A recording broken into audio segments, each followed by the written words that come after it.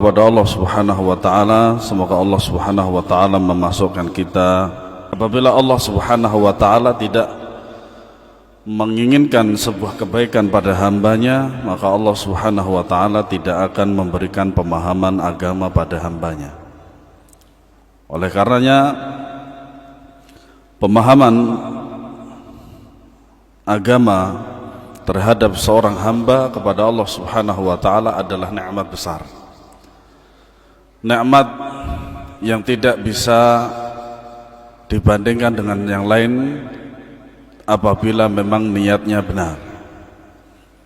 Oleh karenanya Al-Imam Ahmad rahimahullahu ta'ala mengatakan al-ilmu la ya'diluhu syai' wa in sahhat niyatuhu. Sesungguhnya ilmu itu tidak ada bandingnya. La ya'diluhu syai', tidak ada bandingnya, tidak ada yang menandingi, tidak ada yang menyamai. In sahhat niyatuhu, apabila niatnya sahih. Nah, dalam majelis ilmu atau dalam majelis belajar semacam ini, para ulama telah menjelaskan bagaimanakah niat yang sahih, bagaimanakah niat yang baik dan benar, sebagaimana yang diinginkan oleh Allah Subhanahu wa ta'ala. Yaitu yang pertama adalah ikhlas karena Allah Subhanahu wa ta'ala. Dalam menuntut ilmu, dalam belajar, dalam bermajelis ilmu, maka kita harus mengikhlaskan diri kepada Allah Subhanahu wa ta'ala. Karena ilmu datangnya dari Allah Subhanahu wa ta'ala. Nurun minallah. Al-ilmu nurun minallah. Ilmu adalah sebuah cahaya dari Allah Subhanahu wa ta'ala. Maka kita tidak bisa menyatukan antara cahaya dan kegelapan, yaitu maksiat. Oleh karenanya Al-Imam Syafi'i rahimahullah mengatakan kepada Al-Imam Waqi' ibn al-Jarrah rahimahullahu ta'ala, syakautu ila waqi'in su'a hifdhi. Aku mengadu kepada Al-Imam Waqi' bin al-Jarrah tentang buruknya hafalanku. Ya. Fa arsyadani ila tarkil ma'asi. Kemudian beliau membimbingku, mengajariku, menasihatiku untuk meninggalkan maksiat. Karena tidak akan mungkin sebuah kemaksiatan itu membantu seseorang untuk belajar, tidak mungkin. Justru sebaliknya, yang namanya kemaksiatan itu akan melemahkan seorang talibul ilm, seorang pelajar. I'lam annal ilma nurun wa nurullahi la yuhda lil 'asi. Ketahuilah bahwasanya ilmu agama itu, ilmu syar'i itu adalah dari Allah. Cahaya dari Allah Subhanahu wa ta'ala. Dan cahaya Allah Subhanahu wa ta'ala tidak mungkin diberikan kepada orang yang bermaksiat. Makanya ikhlas adalah asas utama bagi kita untuk menuntut ilmu, untuk belajar, untuk bermajelis ilmu. Harus ikhlas karena Allah Subhanahu wa ta'ala. Yang kedua adalah untuk menghilangkan kebodohan dalam diri sendiri. Apabila kebodohan dalam diri sendiri itu bisa dihilangkan, maka setelahnya adalah menghilangkan kebodohan dari orang lain dengan cara mengajarkan ilmu syar'i. Oleh karenanya, yang hanya bisa berdakwah adalah orang-orang yang Allah pilih dan beri ilmu olehnya, dan kemudian dia berdakwah dengan ilmu. Ya. Kemudian mengamalkan apa yang telah dia dapatkan atau dia pelajari, entah di masjid atau di kelas. Karena memang di antara iqtida'ul ilmi al-amal, tujuan kita mempelajari ilmu syar'i itu adalah untuk mengamalkan. Jangan seperti orang-orang yang diceritakan oleh Allah Subhanahu wa ta'ala di dalam surat Al-Fatihah, yaitu ghairul maghdubi alaihim waladdallin. yaitu orang-orang yang dimurkai dan orang-orang yang sesat. Nah, siapakah orang-orang yang dimurkai? Yaitu orang-orang Yahudi. Kenapa mereka dimurkai? Karena mereka, Allah turunkan kepada mereka kitabullah, ya, kitab Allah yang lain, tetapi mereka tidak mengamalkan ilmunya. Atau waladhdallin, yaitu orang-orang yang sesat. Siapakah orang-orang sesat itu? Sesat itu adalah orang yang melakukan suatu amalan untuk mendekatkan diri kepada Allah Subhanahu wa taala yang berupa ibadah tanpa ilmu. Adapun kelompok yang pertama adalah orang-orang Yahudi, sedangkan kelompok yang kedua adalah Nasrani. Apakah ada kedua kelompok ini sifat-sifatnya pada kaum muslimin? Tentu saja ada. Oleh karena Syekh Muhammad bin Abdul Wahhab rahimahullah ta'ala, barang siapa di antara kaum muslimin yang ada, yaitu berilmu tetapi tidak mengamalkan ilmunya, maka dia seperti Yahudi. Dan apabila ada seorang muslim yang dia beramal untuk beribadah kepada Allah Subhanahu wa taala tanpa ilmu, maka dia seperti Nasrani. Wal'iyadu billah. Semoga Allah Subhanahu wa taala menjadikan kita orang-orang yang beriman kepada Allah Subhanahu wa taala, mengamalkan ilmu dan mengamalkan apa-apa yang kita ketahui dari ilmu syar'i. Kemudian yang selanjutnya, perkataan Al-Imam Asy-Syafi'i rahimahullah, wal imanu bi'adzabil qabr, yaitu iman tentang azab kubur. Maksudnya adalah minal aqidati al-imanu bi'adzabil qabri wa na'imihi. Di antara akidah Ahlus Sunnah wal Jamaah yaitu beriman tentang azab kubur dan nikmat kubur. Jadi di dalam kuburan itu terdapat nikmat dan terdapat azab. Baik. Ada catatan penting yang ingin saya sampaikan di sini dan para ulama membahasnya. Allah Subhanahu wa taala berfirman di dalam Al-Qur'an bahwasanya wa nabluwakum bisyai'im minal khaufi wal ju'i wa naqsim minal amwali wal anfusi wath thamarat. Dan kami akan mengujimu dengan apa? Ketakutan, kemudian harta, kemudian jiwa dan lain sebagainya. Itu adalah berupa ujian dari Allah Subhanahu wa taala. Terkadang kita diberikan sebuah ujian oleh Allah seakan-akan kita itu tidak mampu. Padahal Allah Subhanahu wa taala berfirman, la yukallifullahu nafsan illa wus'aha. Apakah pernah di antara kita itu tidak menerima ujian dari Allah yang berat? Tidak ada. Pasti ada ujian berat, apapun itu bentuknya. Nah, di antara sebagian manusia itu ketika dia menerima ujian yang berat bagi dia dari Allah Subhanahu wa taala, seakan-akan gak kuat. Karena apa? Dia hanya sekedar memikirkan di kepalanya saja. Dapat musibah ini hanya sekedar dipikirkan, dapat musibah ini sekedar dipikirkan, tetapi dia tidak memperbaiki hubungan dengan Allah Subhanahu wa ta'ala. Nah, ketika keadaan yang semacam itu, dia berangan-angan untuk mati, entah itu dengan berbagai cara, bunuh diri kah, atau memohon kepada Allah untuk dimatikan. Sebagian ulama mengatakan boleh berangan-angan, karena saking beratnya sebuah ujian itu, berangan-angan untuk mati itu boleh, dibolehkan oleh para ulama kalau memang sudah tidak kuat atau bosan hidup gitu. Sebagian ulama membolehkan, silakan saja, tidak apa-apa. Sebagian ulama mengharamkan. Kenapa? Karena hidup masih diberi kesempatan oleh Allah Subhanahu wa taala, gunakanlah untuk memperbaiki hubungan dengan Allah. Nah, kemudian bagi orang-orang yang berpikir untuk mati, maka sebaliknya dia juga harus memikirkan keadaan setelah mati. Di dunia masih bisa dirubah, Ketika keadaannya buruk masih bisa dirubah menjadi baik. Atau keadaannya sudah baik tetapi dirubah menjadi lebih baik, bisa.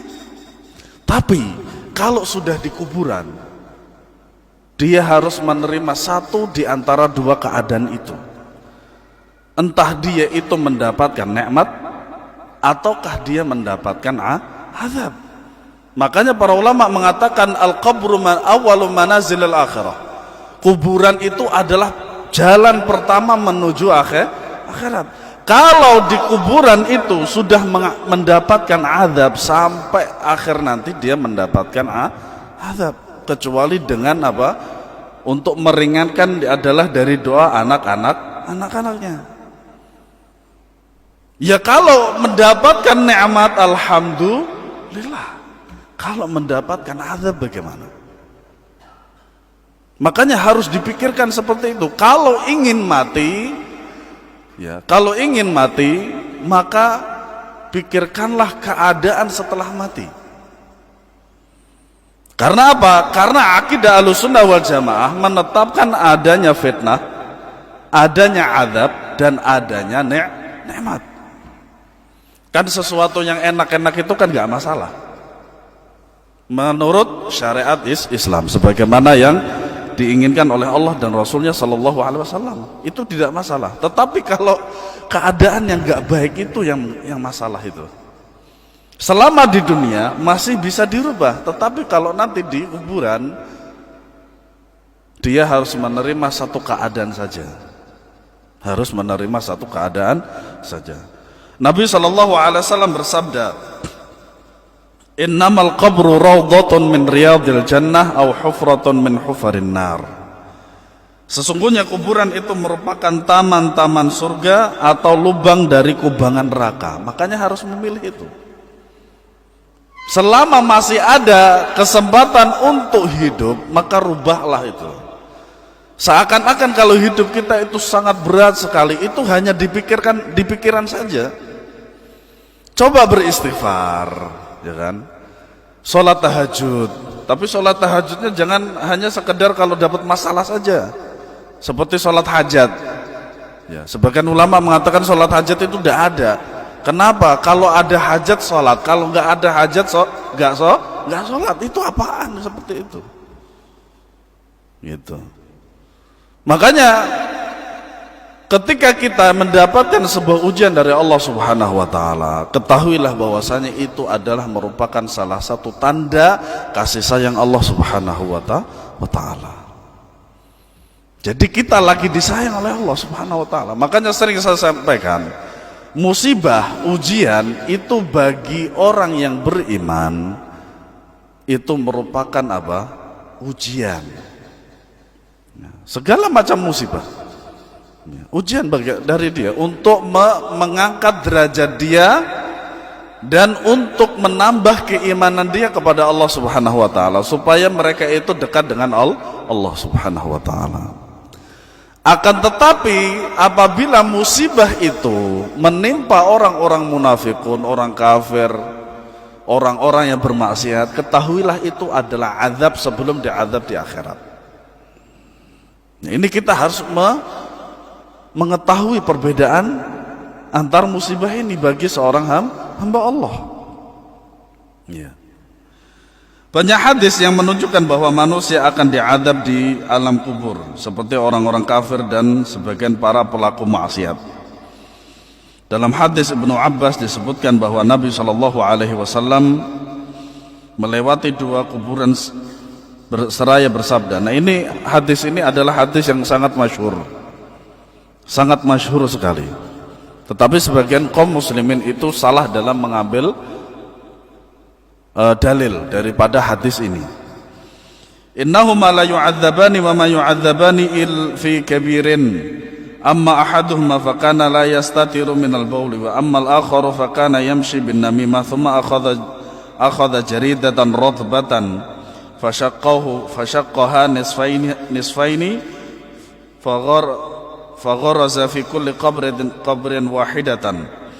Qalu ya Rasulullah lima fa'alta hadha? Qala la'allahu yukhaffifu anhuma ma lam yaybasa. Sesungguhnya keduanya sekarang tengah diazab, dan keduanya diazab bukan lantaran dosa besar. Pertanyaannya, dari mana Rasulullah mengetahui ini? Dari Allah Subhanahu wa ta'ala. Taib. Salah satunya diazab sebab tidak cebok setelah buang air. Entah itu buang air kecil atau buang air besar. Nah, kalau orang primitif silahkan saja sih. Ya. Apalagi di Indonesia ini yang namanya hujan nggak pernah minta. Antum pernah minta hujan? Nggak pernah. Kalau Saudi itu minta itu. Kadang nggak dikasih dulu. Harus sabar seminggu, 2 minggu baru dikasih. Kita nggak minta pagi-pagi tahu-tahu hujan. Nah. Dan yang satunya adalah hidupnya senantiasa mengadu domba antar sesama. Nggak ada kerjaan lain kecuali mengadu domba. Gitu. Kemudian beliau mengambil sebuah pelepah kurma yang masih hijau, lalu membelahnya menjadi 2, lantas ditancapkan pada setiap kuburan satu bagian. Mereka bertanya, "Wahai Rasulullah, mengapa Anda lakukan ini?" Beliau menjawab, "Semoga pelepah tersebut menjadi sebab keringanan azab bagi mereka berdua sebelum mengering." Nah, ini hadis ini sebagian kaum muslimin itu salah dalam mengambil dalil atau dalam berdalil. Taib, hadis ini adalah hadis takriri dan juga fi'li dari Rasulullah SAW, perbuatan dan persetujuan Rasulullah SAW. Sebagian kaum muslimin di Indonesia ini menganggap mereka itu seperti nabi. Ya harus kita sampaikan. Antum lihat beberapa kuburan itu ada yang namanya apa, pohon Kamboja atau pohon yang lain yang ditebang, kemudian bagian bawahnya itu ditajemin, kemudian ditancapkan di samping apa, nisan. Mereka mengatakan apa, supaya apa, azabnya dikurangi. Kita tanya, dari mana dia itu tahu kalau dia sedang diazab? Itu satu. Yang kedua, dia memastikan kalau di dalam kuburan itu sedang diazab. Ini malah lebih parah lagi, didoakan diazab. Ya. Kemudian yang ketiga, ini perbuatan Nabi SAW khusus untuk beliau. Karena apa? Beliau mendapatkan wahyunya dari Allah. Jangan menganggap dia sebagai nabi. Sampai diberi kembang apa namanya? Dan juga dikasih air. Itu dalilnya dari mana? Kalau pendalilannya dari sini, ini namanya dalilnya salah. Dalilnya salah dari apa? Dari mengamalkan dalil itu. Dalilnya ini sahih. Riwayat hadis Bukhari dan Muslim, Masya Allah. Kata Syekh Abdul Al-Bassam, fala hajata litakhrijihi. Kalau sudah datang hadis itu dari Al-Bukhari dan Muslim, nggak perlu ditakhrij lagi. Nah, kalau ada orang yang mengamalkan sebagaimana pengamalan Nabi SAW dalam hadis ini, secara tidak sengaja dia itu menganggap dia nabi. Ini khusus nabi. Kan tadi saya tanya ke antum di awal, ini nabi taunya dari mana? Dari Allah. Lah, apa dia dapat wahyu dari Allah? Tidak ada. Kemudian ditancapkan juga itu adalah apa? Murni ijtihad Nabi SAW. Dan ini bukan dalil untuk kita. Karena apa? Karena kalau kita harus tahu apakah memang betul yang di dalam kuburan itu sedang diazab atau tidak. Ya. Makanya apa? Kuburan yang syar'i itu tidak ada apa-apanya di atasnya. Makanya kata Al-Imam Asy-Syafi'i rahimahullah, yang namanya kuburan itu istilahnya, kalau saya contohkan ini meja ini yang lurus ini adalah permukaan daripada tanah itu, tanah kuburan itu, maka kata Al-Imam Syafi'i 1 jengkal ke bawah. Jadi begini, bukan seperti ini. Ya. Nah, kalau 1 jengkal seperti ini, ijma para ulama harus diratakan. Ya, harus diratakan. Kalau mau memakai nisan cukup batu saja. Makanya kata Nabi SAW, di antara yang membuat seseorang itu cepat lupa adalah membaca tulisan di nisan. Kata Nabi sallallahu alaihi wasallam. Kemudian qauluhu wal imanu bil haudi wasyafa'ah, dan beriman kepada telaga dan syafaat Nabi sallallahu alaihi wasallam. Maksudnya adalah u'minu bi haudi nabiyina sallallahu alaihi wasallam fi mauqifil qiyamah wal ahaditsu mutawatiratun fi itsbatil haudi wa huwa haudun 'azimun tuluhu masafatu syahrin wa 'arduhu masafatu syahrin wa kizanuhu ay awanis syurbi 'adadu nujumis sama wa huwa ashaddu bayadan minal labani wa ahla minal asal wa abrad minal thalji wa atyabu rihan minal miski.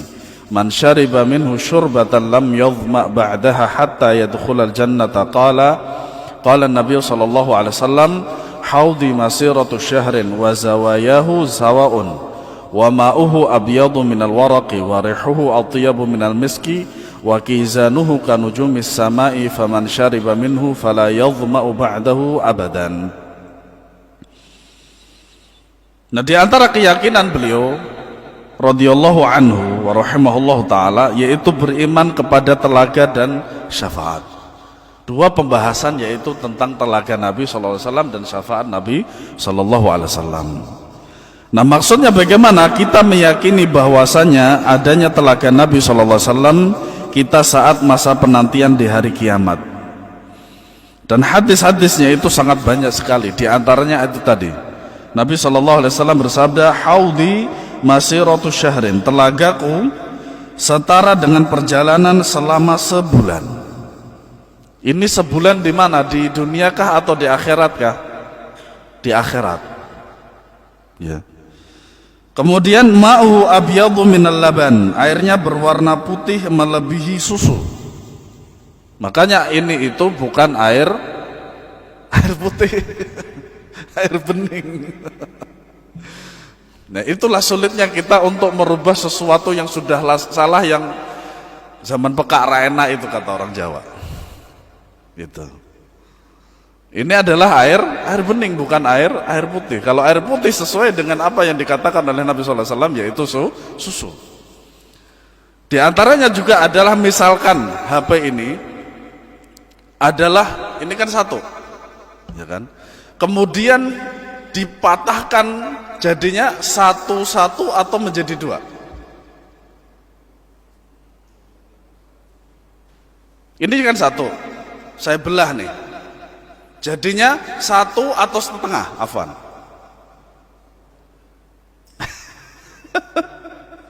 Jadinya ini kalau sudah jadi dua nih, atau ini deh, afwan ya. Ini kan satu tisu. Itu kalau saya belah jadi ini jadi satu-satu atau setengah-setengah. Jadi selama ini kita salah atau benar? Jadinya setengah-setengah. Kalau antum satukan lagi jadinya satu atau jadinya dua? Satu. Itu yang salah. Ya. Makanya kita harus benarkan yang dari yang salah. Aromanya wangi melebihi misik. Misik itu banyak sekali macamnya. Ada misik taharah, ya, ada misik putih, misik abyad, dan seterusnya. Semuanya itu kental, lebih baik kental. Antum kalau beli misik itu yang kental dan yang mahal sekalian lah. Masa beli 25.000? 25.000 12 mililiter yang gede itu. Kalau yang kecil 3 mililiter saja. Atau sekalian anbar. Anbar itu adalah minyak wangi yang paling bagus untuk mau memberikan kewangian pada kiswah Ka'bah. Itu satu mililiternya 100 juta. Jual mobil. Nah, jadi ada misik dan ada anbar namanya anbar. Ada ward itu apa ya? Mawar ya. Dan itu yang paling bagus di Saudi Arabia itu adalah ward atau mawar itu, minyak mawar itu yang produksinya dari Taif. Taif itu kalau dari Makkah itu sekitar 1 jam atau 1,5 jam. Dan itu Taif itu istilahnya kalau kita itu kayak puncak. tempat rekreasi dan tempatnya gunung bagus sekali. Bejana-bejananya sebanyak bintang-bintang di langit, dan barang siapa yang meminumnya maka setelah itu ia tidak akan pernah merasa haus selama-lamanya. Dan syafaat Nabi SAW kepada orang-orang yang mengikuti sunnah Nabi SAW. Kemudian perkataan beliau, khurujud dajjal haqqun, kemunculan dajjal adalah semuanya hak, yaitu benar. Kata dajjal merupakan bentuk mubalaghah, hiperbola dari kata dajlu, artinya sering berbohong. Makanya di antara salah satu laqab yang sangat keras yang ada di dalam mustalah hadis itu adalah dajjal dan iblis. Jadi dalam mustalah ilmu hadis itu ada namanya jarah wa ta'dil. Jarah itu adalah celaan, ta'dil itu adalah pujian. Nah, seburuk-buruk jarah atau seburuk-buruk daripada celaan seorang ahli hadis kepada lainnya itu adalah dajjal dan iblis. Dan itu pernah dikatakan oleh seorang ulama ahlu sunnah wal jamaah di kalangan ahli hadis, mengatakan bahwasannya si fulan itu adalah dajjal. Kenapa? Karena dajjal itu kalau dalam martabat ilmu hadis itu adalah lebih buruk daripada kadzab. Kadzab itu dalam ilmu hadis orangnya itu tidak akan pernah bisa diambil hadisnya. Kalau diambil hadisnya itu menjadi palsu. Ya. Seperti para ulama menyatakan seorang itu mengatakan bahwasanya si fulan ini adalah dajjal, dia kadzab, fala yuqbalu riwayatuhu, dia tidak boleh diambil riwayat hadisnya. Artinya adalah sering berbohong dan menipu. Ia sosok laki-laki dari keturunan Adam yang akan muncul pada akhir zaman. Nah, ini adalah dajjal. Apakah ada dajjal pada zaman sekarang? Ada. Kata Nabi SAW, di akhir zaman nanti akan muncul dajjaluna kadzabun. Mereka adalah seorang yang suka berbohong dan berdusta sebanyak 30 orang. Wallahualam, entah itu seluruh dunia atau apa, saya tidak tahu, tidak paham. Ya, saya belum membaca keterangan para ulama. Makanya para orang-orang yang mengaku Nabi dan Rasul pada zaman kita itu, kata Nabi SAW, mereka adalah dajjal. Tetapi mereka adalah dajjal kecil. Nah, awal mulanya ia akan mengaku sebagai seorang yang saleh, lalu sebagai nabi, setelah itu akan mengaku sebagai Tuhan, seraya berkata kepada manusia, saya adalah Tuhan kalian. Dajjal sosok laki-laki yang mata sebelah kanannya buta. Jadi bukan di kepalanya itu bukan satu mata ya, enggak, tapi dua mata, tapi salah satu matanya itu buta. Ada sebuah kartun yang ada sebuah kartun yang disangka oleh sebagian kaum muslimin yang begitu ekstrim dalam memahami hadis itu adalah simbol dajjal. Dia nggak ngerti, padahal di dalam hadis sudah sangat jelas sekali, ya kan?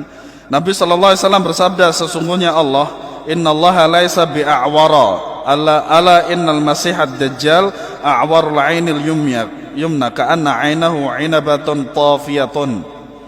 Sesungguhnya Allah tidaklah bermata satu, ketahuilah bahwa Al-Masih Ad-Dajjal itu mata sebelah kanannya buta, berarti dua dia, tetapi sebelah kanannya itu dia buta. Ya. Seolah-olah matanya sebuah biji yang menonjol. Jadi bisa jadi apa? Mata bijinya itu lebih menonjol yang buta itu daripada yang sehat. Ya. Makanya kartun yang bermata satu itu bukan. Atau kalau mungkin antum pernah melihat sebuah video singkat, ada seorang anak yang matanya satu, yang katanya di Israel itu bukan dajjal. Orang jelas sekali kok hadis ini. Dan ini hadisnya sahih riwayat Bukhari dan Muslim. Ya. Maka kita jangan salah lagi dalam sifat-sifat Ad-Dajjal. Allah Ta'ala menguji manusia melalui kehadirannya dan ia mempunyai kekuatan super. Ya, jadi Marvel itu nggak ada apa-apanya. Orang itu tipuan kamera, tipuan komputer, semuanya itu. Nah, memerintahkan langit untuk menurunkan hujan, akan hujan. Memerintah bumi untuk menumbuhkan tanaman, membelah tubuh seorang laki-laki menjadi dua, lalu ia melewatinya seraya berkata, berdirilah. Lantas tubuh yang terbelah tadi spontan menyatu utuh. Allah hidupkan kembali sebagai cobaan dan ujian. Ya.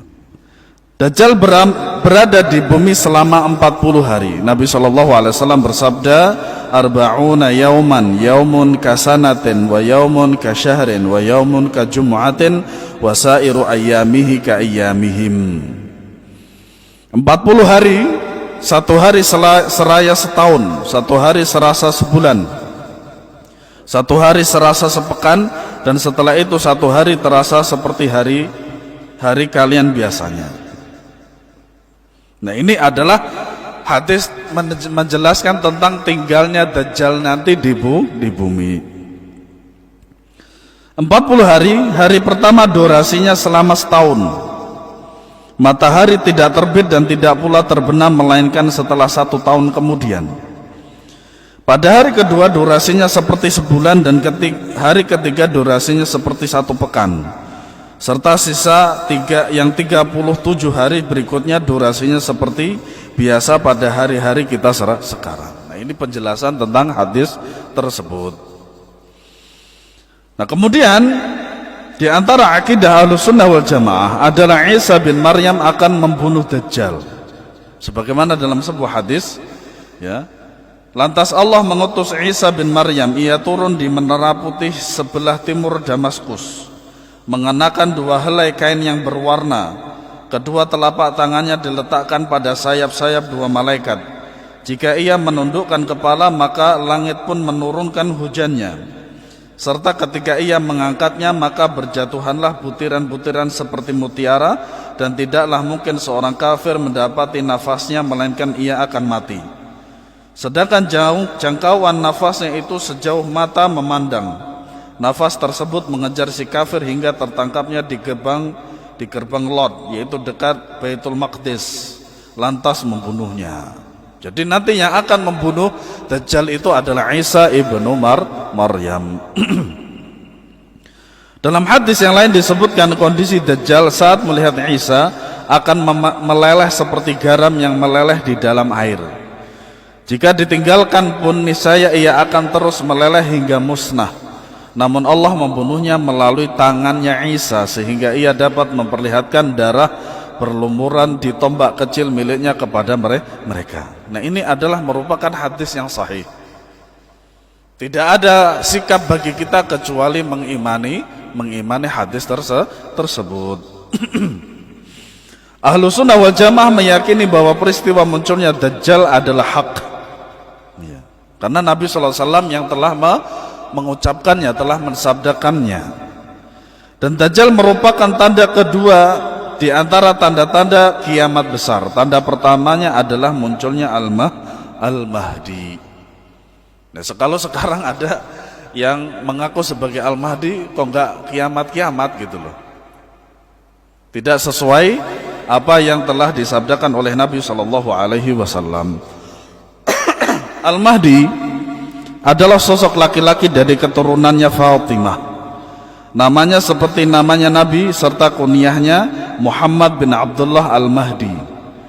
Ia menebarkan keadilan di muka bumi dan dibaiat antara rukun dan al-bab al-Ka'bah pada waktu manusia tidak memiliki pemimpin. Makanya di antara sudut Ka'bah itu adalah rukun Yamani dan babul Ka'bah atau Hajar Aswad. Jadi ada rukun Yamani, kemudian Hajar Aswad, kemudian baru babul Ka'bah. Nah,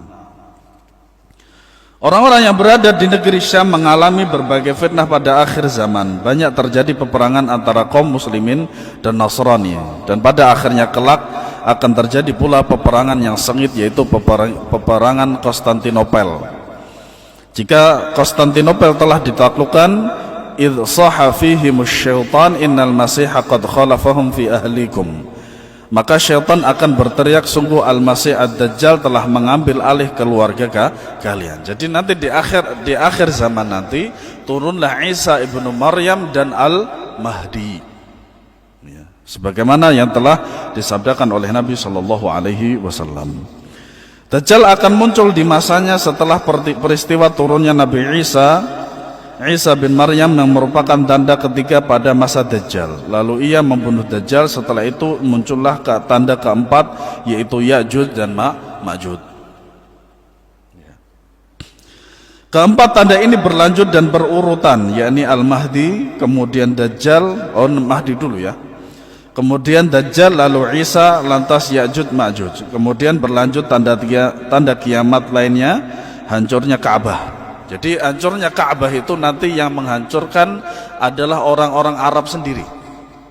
Ya, di dalam sebuah cerita yang pernah saya baca, dicabutnya Al-Quran dari hati manusia yang tertulis di kertas. Jadi Al-Quran itu nanti semuanya tidak ada. Antum bayangin? Antum bisa bayangin nggak? Tidak bisa. Ya, tidak bisa. Nah, asap yang menyelimuti antara langit dan bumi, terbitnya matahari dari barat, akan muncul pula seekor binatang, dan yang terakhir muncullah api dari dasar Aden yang menggiring manusia menuju mahsyar ke arah negara Palestina. Api itu akan bermalam tidur bersama mereka dan tidur siang bersama mereka. Bagi yang tertinggal maka akan dilahap oleh api tersebut. Kemudian Allah mengirimkan angin yang aromanya seperti misik dan selembut sutra. Tidak seorang pun terlewat yang memiliki keimanan walau sebesar biji, melainkan akan dicabut nyawanya. Lantas tersisalah manusia-manusia yang jahat, mereka akan mengalami hari kiamat. Kalau kita lihat dari hadis ini, redaksi hadis ini, maka orang-orang yang beriman kepada Allah itu akhirnya adalah akhir yang baik. Akhirnya adalah akhir yang baik. Allah matikan mereka semuanya dalam keadaan baik. Adapun orang-orang yang jahat, terutama orang-orang munafikun dan orang-orang kufar, orang musyrikun, itu mereka akan tersiksa ketika matinya pada hari kiamat nanti. Dan itu juga kita bisa lihat sebelum atau pada masa sekarang kita ini, orang yang beriman kepada Allah Subhanahu wa ta'ala dicabut nyawanya itu mudah banget. Berbeda dengan orang kafir, orang munafikun, itu sangat sulit untuk dicabut. Bahkan mereka itu tersiksa dengan cabutan nyawa tersebut. Semoga Allah Subhanahu wa ta'ala memudahkan kita untuk dicabut nyawa. Maka tandanya adalah beriman kepada Allah Subhanahu wa ta'ala. Makanya orang-orang yang beriman kepada Allah Subhanahu wa ta'ala dengan sebenar-benar keimanan, maka dia akan bisa melihat tanda kafir pada Dajjal.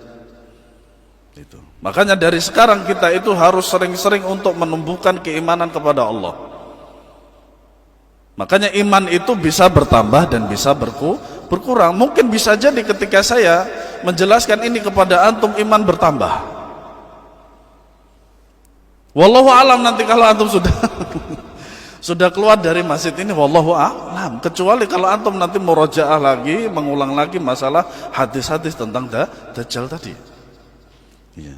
Makanya apa? Kata Syekh Abdul Razak Al-Badr hafizahullahu ta'ala, maka kita harus sering-sering untuk menambah keimanan kita dan menjaga iman kita supaya iman kita itu tidak luntur. Wallahu a'lam bissawab. Ada 2 menit lagi yang mau bertanya, fadhal. Naam.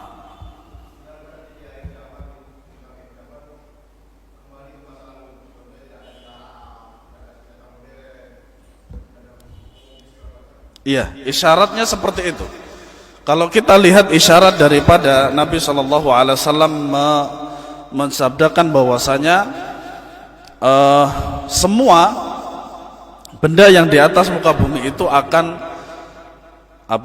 bisa berbicara, ya, bisa berbicara kecuali pohon gharqad, ya, yang mana ketika orang-orang kafir itu bersembunyi di pohon gharqad itu tidak akan bisa memberitahukan kepada kaum muslimin, sehingga benda-benda yang lain itu akan memberitahu, entah itu pohon, entah itu batu dan lain sebagainya, akan memberitahukan kepada seorang muslim bahwasanya di belakangnya adalah seorang Yahudi. Nah, kalau isyaratnya seperti itu kan gak mungkin dengan bom, Pak.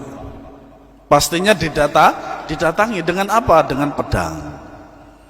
Maka nanti senjata-senjata itu sudah tidak ada lagi, wallahu alam. Nah, 1 menit lagi, fadhal.